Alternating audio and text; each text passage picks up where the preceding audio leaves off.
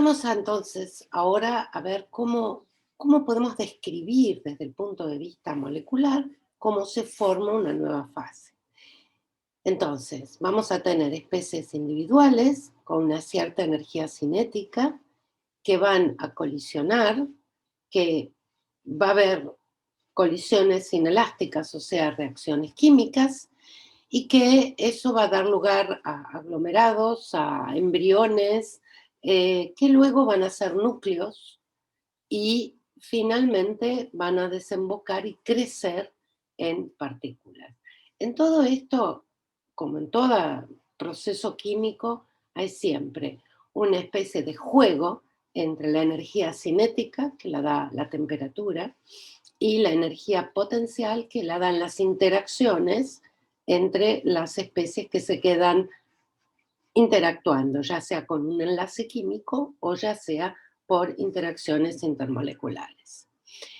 Este proceso es lo que uno puede visualizar, por ejemplo, en la formación de nanopartículas de oro, donde, voy a poner el puntero láser, si puedo, donde, por ejemplo, lo que vemos cuando agregamos una sal de oro y ponemos un reductor, entonces se forman partículas de oro que pasamos de una solución incolora, ligeramente coloreada, al rojo característico de las dispersiones de partículas de oro.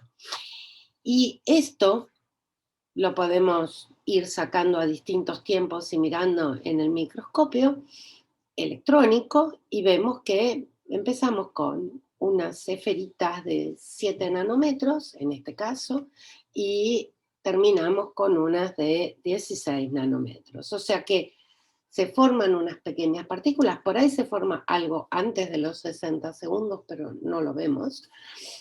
Y también lo vemos por el desarrollo del color que tienen estos frascos y que los podemos ver en un espectro de absorción. Este proceso es conceptualmente parecido al que ocurre cuando tengo una transición de fase. Por ejemplo, yo tengo una fase cristalina, caliento y paso a otra fase cristalina. Eso es una verdadera transición de fase y ahí lo que sucede es que los átomos, digamos, que están formando una cierta estructura, pero se están moviendo porque aumenta la temperatura, y en ese movimiento pasan a estar con otro ordenamiento que es energéticamente más favorable. Energéticamente me estoy refiriendo siempre a la energía libre, porque es la que contempla la energía y la entropía, ¿no es cierto? Son las dos cosas que están en juego. Y también empieza en un punto y luego empieza a desarrollarse y finalmente todo el sólido hace una transición de fase. Es probable que en otro punto del sólido esté ocurriendo esto y entonces a veces se juntan dos, hay coalescencias, digamos, o solapamientos. Y eso también se ve, por ejemplo, cuando uno cambia de anatasa a rutilo, que son dos fases cristalinas del dióxido de titanio, que difieren en cómo están organizadas las unidades de octaedros que tienen un titanio en el centro y 6 oxígenos, 4 en un plano y 2 arriba y abajo. Eso define un octaedro que están orientados de determinada manera en la anatasa y de otra manera en rutilo, que es lo que se muestra acá. Si uno mira qué es lo que pasa cuando se va calentando o se calienta a una determinada temperatura, se encuentra que el ordenamiento de átomos que eran típicos de la anatasa, en una parte empieza como a distorsionarse y pasa a ser el del rutilo. Y eso es lo que está indicando la formación de los núcleos de rutilo.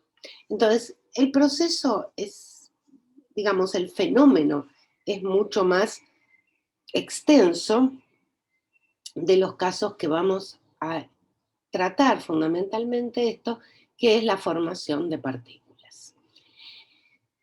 ¿Qué define que el proceso tenga lugar, bueno, la termodinámica me va a decir cuál es, que tiene que tener delta G menor que cero, es decir, que tengo que ir a un estado final más estable que el estado inicial. Y la cinética me dice cómo ocurre el proceso, por qué camino va. Y eso es lo que vamos a intentar resumir ahora. Bueno, veamos qué pasa con la termodinámica, ¿no es cierto? La termodinámica, de alguna manera, me permite entender esta situación. Yo tengo una solución sobresaturada, que es lo que vamos de alguna manera a tener en muchas situaciones. No es un estado estable, es un estado metaestable, la solución sobresaturada, que tiene un soluto en una cierta composición y un solvente en otra composición. Cuando se está formando una partícula, si yo me pongo a mirar en un pedacito de esa solución, ¿qué es lo que voy a ver? Voy a ver una zona donde aumenta la concentración de soluto y una zona donde de alguna manera baja la concentración de soluto porque el soluto migró hacia esa zona. ¿Y qué es lo que eso, digamos, a medida que pasa el tiempo, aumenta la fracción molar de soluto en esta zona, hasta que pasa a ser X1, digamos, el componente puro, ¿no es cierto? Aquí, rodeado por el solvente, o rodeado por la solución que está en la concentración de equilibrio. Pero aquí lo que tenemos es que se empieza a desarrollar una interfaz. Y eso va a ser crítico, porque justamente el desarrollo de esa interfaz es una barrera que tiene que vencer el sistema para llegar a esta situación. ¿Cuál es la fuerza impulsora, como se llama, que gobierna estos cambios? Bueno, la energía de Gibbs. Y la energía de Gibbs tiene que ser menor que cero para que el proceso sea espontáneo. Entonces, ¿quién es la energía de Gibbs ahora? La energía de Gibbs va a ser la parte en volumen, la parte que tiene que ver con el potencial químico de las especies y con la concentración de las especies en cada lado, y una parte que la vamos a llamar de superficie, aunque la tendríamos que llamar de interfaz, que tiene que ver con el trabajo que implica generar esa interfaz. ¿Por qué tenemos un cambio de aquí a acá? ¿Cómo lo vemos en términos físico-químicos? Bueno, porque hay fluctuaciones, es decir, el sistema está a una temperatura definida, pero hay fluctuaciones de concentración, hay fluctuaciones de todo tipo que hacen que esas fluctuaciones de alguna manera llevan a poder armar el producto. Y nosotros tenemos dos tipos de maneras de verlo a esto, que es el control puramente termodinámico, es decir, yo parto de los reactivos y llego al producto, a este producto aquí, el producto C, que es el de mínima energía potencial química, o sea, el de mínimo G. Esto es lo que me dice la termodinámica. Yo puedo ir de acá a acá y es espontáneo. Y esta diferencia de energía es delta G. Bien. Ahora, ¿qué pasa? Para ir de aquí a acá, se pasa por un estado de no equilibrio. Y en ese estado de equilibrio hay barreras que hay que remontar. Y esas barreras pueden ser muy altas y por lo tanto no tener nunca el producto C. Ahora, yo puedo de alguna manera cambiar el camino porque puedo poner catalizadores o puedo poner otras moléculas, puedo desestabilizar los reactivos con algunas moléculas o tratar de estabilizar el producto con otras moléculas.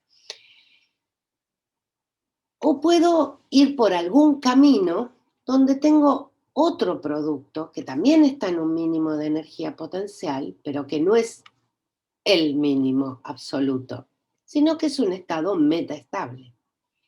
Pero para llegar a este estado metaestable, resultó ser que hay un camino que tiene mucha menor energía de activación, esto se lo llama energía de activación, esto sería como un estado de transición de entre los reactivos y los productos,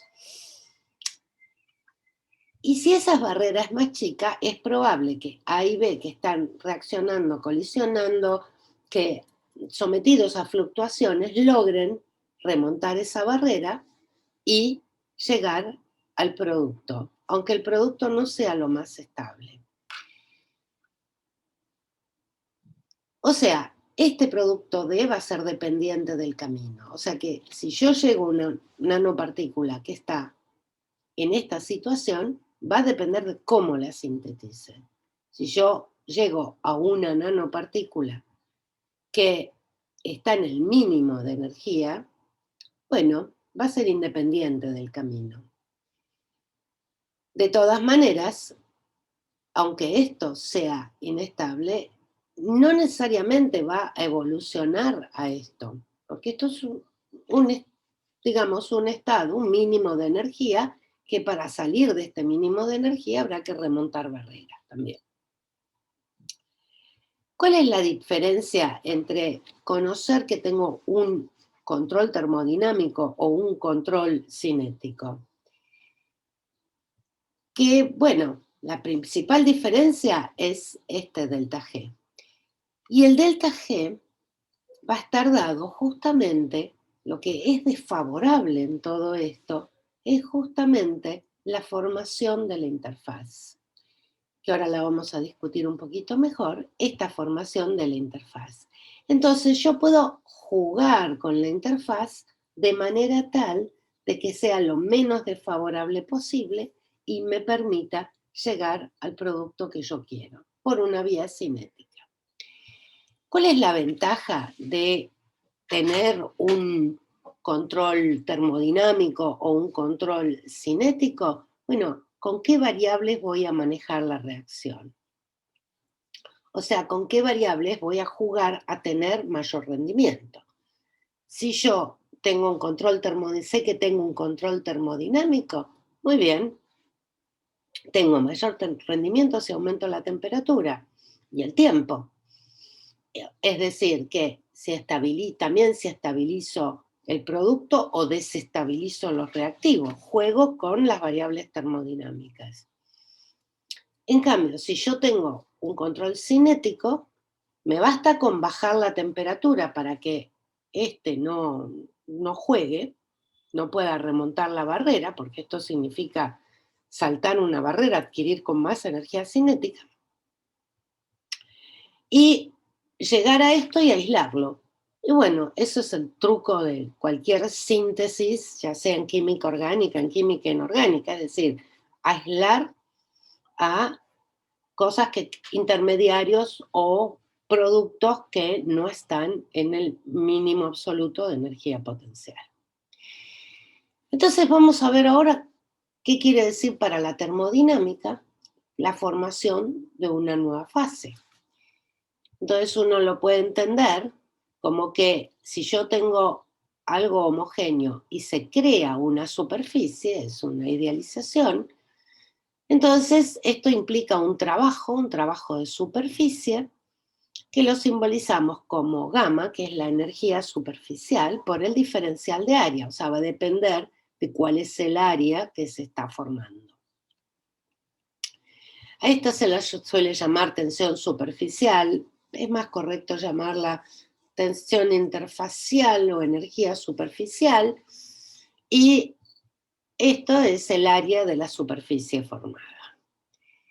Desde el punto de vista termodinámico, gamma es la derivada de la energía de Gibbs con respecto al área a temperatura, presión y composición constante. Entonces, esta va a ser una variable importante, digamos, es una variable intensiva, es una característica que se mide con respecto al material masivo, al seno del material, es decir, a lo que tengo acá adentro, y que por supuesto depende de quién está del otro lado de la superficie. Es decir, acá, por ejemplo, no es lo mismo que haya pelotitas medio anaranjadas a que haya pelotitas verdes. El medio es distinto y esta energía va a ser, esta tensión superficial o energía superficial va a ser diferente. ¿Y qué es lo que significa? ¿Por qué se desarrolla? Porque, bueno, de alguna manera esta superficie implica que uno tiene una energía, cada átomo que está ahí, cada molécula, tiene una energía diferente a la del seno del material. Y entonces tiene que adaptarse energéticamente, justamente cambiando el área para poder estar en un sistema de mínima energía. Y eso va a ser muy interesante porque nos va a permitir controlar la forma en la nanoescala, porque de esa manera vamos a minimizar la relación área-volumen, vamos a minimizar la energía total del sistema. En términos, digamos, más generales, tenemos la energía de volumen, la energía de Gibbs de volumen, que depende del potencial químico de cada especie y de la concentración de cada especie, y la parte de superficie. Ahora, la superficie va a depender del radio. No va a ser lo mismo tener un cubo que una esfera, y una esfera chica o una esfera grande. O sea que paso a tener una energía de Gibbs dependiente del radio. Y eso es muy interesante porque, por ejemplo, ¿por qué se evapora más fácil una gota que el agua en un vaso? ¿Sí? Porque la presión de vapor alrededor de gotas es mayor que alrededor de un plano. Y eso es justamente por la tensión interfacial. Y este es un caso muy sencillo de analizar, porque tengo un componente, lo único que cambia es la densidad entre la fase vapor y la fase masiva, y yo defino por supuesto que hay una zona de transición entre las dos densidades, pero uno define un plano, se lo llama plano de Gibbs, y dice, bueno, la superficie está acá. Es una decisión arbitraria, pero es lo que me permite resolver las ecuaciones. Y entonces, uno hace las cuentas, esto se ha hecho mucho a fines del siglo XIX, principios del siglo XX, y uno encuentra que la presión de vapor depende del radio, que va a ser que con respecto a la del plano, que es el infinito, va a ser mucho mayor cuanto más chica sea la gota. O sea, que una gota chiquita se evapora más fácil que una gota grande. Y lo mismo pasa con la solubilidad. En la interfaz sólido-líquido yo puedo calcular la solubilidad dependiente del radio, de la misma manera que hacemos con la presión de vapor, nada más que el sistema es más aburrido porque uno tiene, digamos, tiene que considerar no un componente, sino que hay varios componentes, está el soluto, el solvente, y además, bueno, hay que considerar distintas las variables, pero el razonamiento es exactamente el mismo. Y también tenemos, y esto lo vamos a requerir bastantes veces, tenemos que la solubilidad de una especie cualquiera, sólida, supongamos la solubilidad de, no sé, de la plata, es dependiente del radio. Cuanto más chico es el radio, mayor es la solubilidad. Quiere decir que mayor es la concentración de la solución alrededor, en equilibrio con la partícula. Y esto, de vuelta, es muy interesante tenerlo en cuenta porque también nos va a afectar cómo voy a poder hacer para tener partículas chicas y que no se me disuelvan. Y por supuesto, eso va a depender de la tensión interfacial, que la tensión interfacial, como depende de quién está del otro lado y depende de cómo están ordenados los átomos, por ejemplo, en un sólido, entonces va a depender de qué plano cristalino tengo expuesto. No va a ser lo mismo tener un plano así que un plano así. Esto está hecho para moléculas, para partículas esféricas.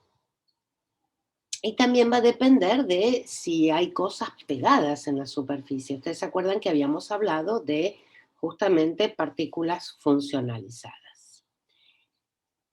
Bien, entonces, vamos a ver a dónde estamos apuntando ahora con la formación de partículas. El esquema general que nos vamos a plantear y que vamos ahora a analizar detalladamente es ir de iones a partículas. Y ahí vamos a pasar por núcleos, por partículas que las vamos a llamar primarias, que de alguna manera son esas partículas que veíamos cuando se formaban las partículas de oro a tiempos cortos, y esas partículas primarias van a crecer hasta dar la nanopartícula. ¿Y cómo crecen? Bueno, ahí hay muchos mecanismos que nos van a llevar bastante tiempo. Obviamente que en el equilibrio la forma que se obtenga corresponde a la mínima energía del cristal, pero en general no vamos a estar en el equilibrio, vamos a estar en posiciones fuera del equilibrio, vamos a aislarlo y lo vamos a guardar de manera tal de que no cambie. Del mismo modo, el diamante no es la forma más estable del carbono, sin embargo, no es fácil que uno vea, o al menos los que sacan diamantes no lo han percibido, porque que el diamante se transforme en carbono. Entonces, ¿por qué? Porque la energía de activación es muy alta.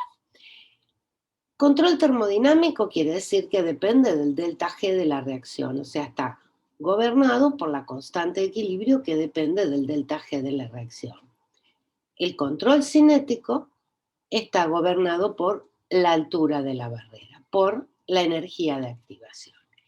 ¿Y qué quiere decir esto en nuestro modelo? Vamos ahora a analizar un modelo, el más simple, lo que yo llamo el modelo de los gases ideales de la nucleación y crecimiento. Tenemos monómeros y vamos a obtener nanocristales, supuestamente todos igualitos, no siempre, pero bueno, vamos a querer tenerlos todos del mismo tamaño. Y vamos a ver que van creciendo a lo largo del tiempo. Entonces, ¿qué es lo que nos podemos imaginar? Que yo mezclo los reactivos, ¿sí? Va a precipitar algo, los mezclo de manera tal de que se forman los núcleos explosivamente, se forman y esos núcleos, que son estos, ¿sí? Después crecen. Quiere decir que de alguna manera me gasté todos los reactivos en formar los núcleos, que son todas particulitas iguales, pero muy pequeñas. Y a partir de ahí crecen. En el medio, por supuesto, voy a tener embriones, pero esos no los veo. Yo lo que quiero es llegar a tener núcleos para que después crezcan. Y que crezcan en el modelo más simple, si bien puede haber muchas maneras de crecer. Puede ser porque le agrego a lo que ya tengo formado, le voy agregando monómeros y esto va creciendo. También se puede disolver. O lo que ya, digamos, los núcleos pueden chocar y quedarse pegados. Eso sería un mecanismo de agregación. Pero en el modelo más simple, lo que vamos a considerar es nada más que este de adición de monómeros. Entonces, desde el punto de vista del esquema del camino cinético, El núcleo quiere decir llegar al estado de transición. Es el punto a partir del cual se pudo pasar la barrera y a partir de ahí ya el proceso es muy favorable en energía libre y por lo tanto evoluciona y crece. ¿Y cómo lo vemos esto con la concentración? Bueno, nosotros tenemos el monómero, no tenemos nada y los ponemos ahí para que crezca. Puede ser que mezclamos dos reactivos y se forma una sal. Y esto va a depender de cómo, digamos, yo mezclo, inyecto o lo que sea, bueno, cuán rápido podemos hacerlo y cuán rápido aumenta la concentración hasta un cierto nivel. Un cierto nivel que vamos a llamar de sobresaturación y que la vamos a llamar una cierta sobresaturación C estrella. A partir de que uno supera C estrella, digamos, uno mezcla y ahí se forman los núcleos. Se forman los núcleos con sumo monómero, baja la concentración, y después que me bajé de C estrella, ya no se forman más núcleos. No es que me gasté toda la concentración, pero ya la formación de núcleos no está favorecida, porque ya no puedo seguir con menos concentración, no puedo remontar esta barrera. Y a partir de ahí crece así, se van agregando los monómeros. Este es el modelo clásico de la MER, que ¿qué requiere? Requiere tener una alta sobresaturación. Recordemos que si esta es la concentración de equilibrio, o sea, la que define el equilibrio de solubilidad de la especie, esa concentración de equilibrio, digamos, la concentración en la cual voy a tener nucleación va a ser una concentración significativamente más alta. Pero ojo, vamos a ver que no puede ser tampoco demasiado alta. Bien, entonces, ahora me pregunto, bueno, y está bien, hay núcleos, ¿y qué tamaño tienen los núcleos? Porque quiero saber cuánto tengo que formar para justamente controlarlo y que se me formen núcleos que después crezcan. Porque si yo pongo mucha sobresaturación, van a formarse, crecer y va a ser todo una mezcla. Pero yo recordemos que quiero tener todas partículas iguales.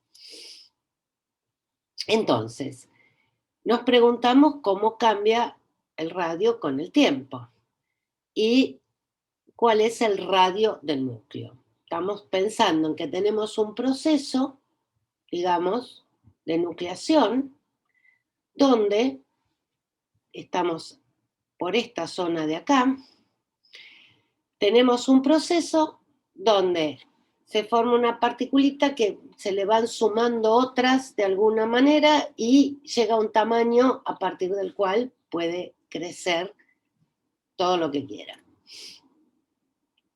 Bueno, esto es un problema de cinética,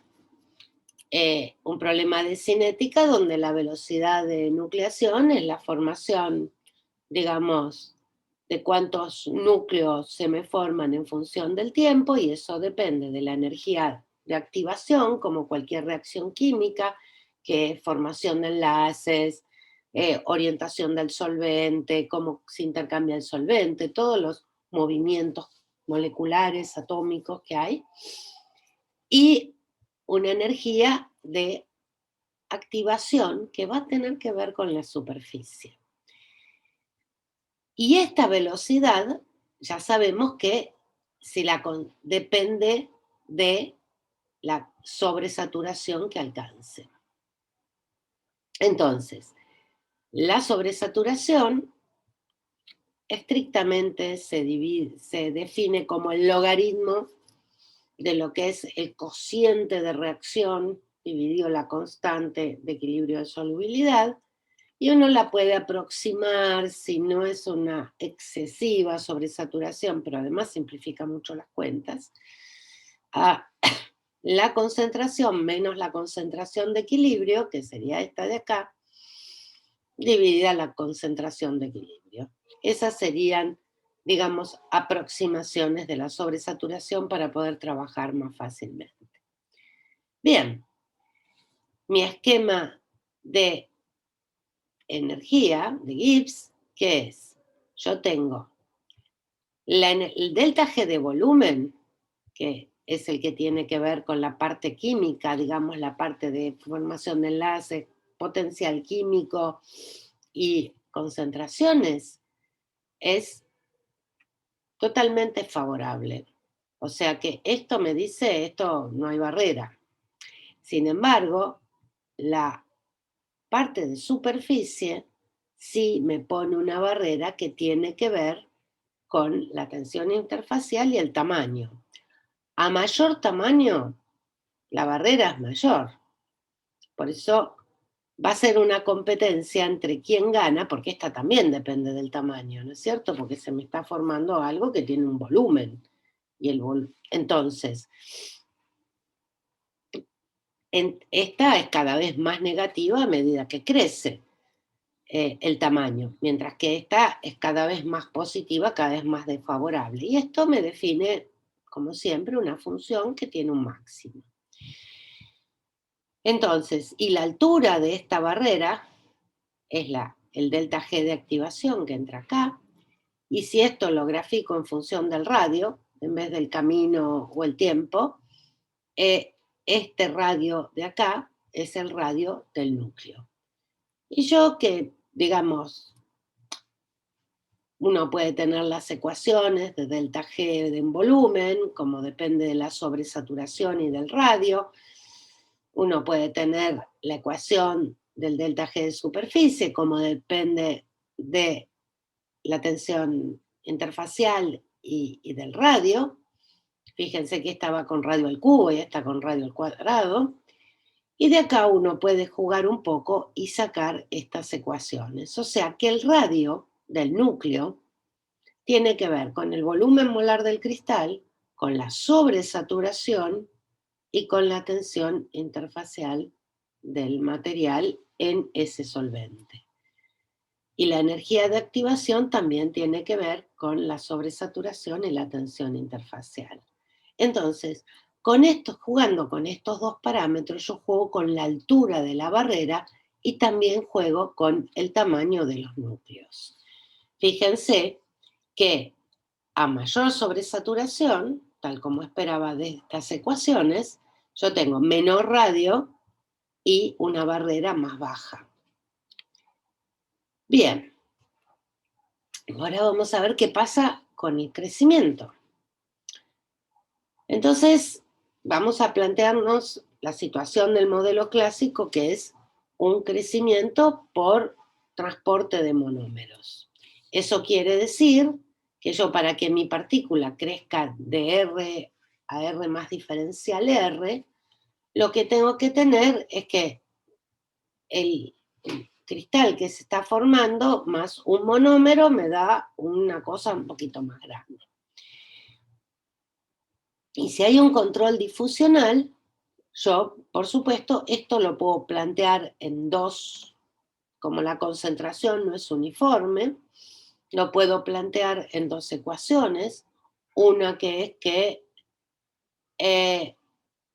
el monómero difunda desde el infinito hasta la superficie, y otra que es que una vez que está en la superficie se quede enganchado, o sea, la probabilidad de reacción. Ese sería el control químico. Y esto depende, digamos, esto sigue las leyes de Fick, o sea que acá hay un coeficiente de difusión. Hay que tener en cuenta que uno tiene una concentración que va cambiando de esta manera a medida que me aproximo a la partícula, porque acá hay algo que está consumiendo reactivo, y esta tiene una constante de velocidad como cualquier reacción química. Y por supuesto, me va a quedar todo en función de la concentración que tengo en el seno de la solución, que recuerden que va cambiando, y la concentración que tengo en la superficie de la partícula. Y me queda una expresión que depende fundamentalmente de la relación entre el coeficiente de difusión y la constante de velocidad. Bueno, que sea por difusión, también tengo que pensar algo más. A ver, ¿será que se forma una capa y después se forma la siguiente? ¿O que cada uno que llega se pega donde puede? A este se lo llama mononuclear, ¿sí? Que es como ir haciendo una torta que uno le va poniendo capitas de masa. Y a este se le llama polinuclear. Por supuesto que resolviendo esta ecuación y poniendo las condiciones que corresponden, uno puede sacar cómo depende el radio con el tiempo para un crecimiento polinuclear que tiene, digamos, acá hay una constante de velocidad, quiere decir que este paso no es inocente, sino que lo tengo que tener en cuenta porque hay un cierto control químico, hay un cierto peso químico. Y si fuera puramente difusional, la expresión es distinta. Va con R cuadrado en función del tiempo y la constante difusional nada más. Ahora, a mí yo les insistí en que a mí lo que me interesa es obtener partículas que sean todas iguales. Entonces me tengo que fijar cuál es la dispersión de tamaños. Es decir, si los núcleos que se formaron diferían, tenían una dispersión de delta R0, pongámosle al núcleo R0 sobre R medio, me da el ancho de la distribución, es una manera de tener el ancho de la distribución. Después de un cierto tiempo que lo dejé crecer con cada uno de estos mecanismos, ¿cuál va a ser la dispersión de tamaño? Porque yo partí antes con partículas que tenían radio 1 y radio 2, entonces, bueno, ¿qué va a pasar con esas partículas a lo largo del tiempo cuando van creciendo? Bueno, esto también se puede calcular y lo importante es que el crecimiento mononuclear, o sea, el capa por capa, termina dando mucha distribución de tamaños, mucha dispersión en los tamaños. Mientras que tanto el difusional como el polinuclear achican de alguna manera la dispersión de tamaños que había inicialmente. Es como que se olvidan de cuál fue el tamaño inicial. Más en el difusional que en el polinuclear. Entonces, todas estas constantes que tengo acá dependen de la concentración que tengo en la solución. Por lo tanto, si estas constantes dependen, la dispersión de tamaños también va a depender de la concentración que tenga en la solución. Y también cuántos núcleos tengo depende de la concentración que tengo en la solución.